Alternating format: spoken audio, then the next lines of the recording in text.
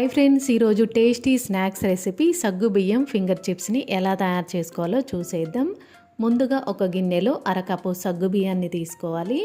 ఒక cup water వేసి గంట పాటు సగ్గు బియ్యాన్ని నానబెట్టుకోవాలి.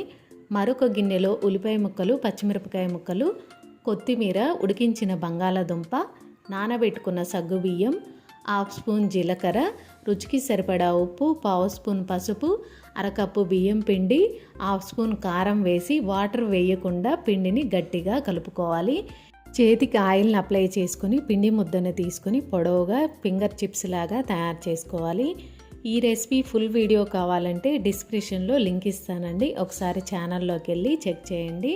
ఇలా తయారు చేసుకున్న వాటిని వేడైన ఆయిల్లో వేసి క్రిస్పీగా అయ్యే వరకు ఫ్రై చేసుకుంటే సగ్గు బియ్యం ఫింగర్ చిప్స్ తయారైపోతాయి. ఈ రెసిపీ నచ్చినట్లయితే లైక్ చేయండి. Please subscribe my channel.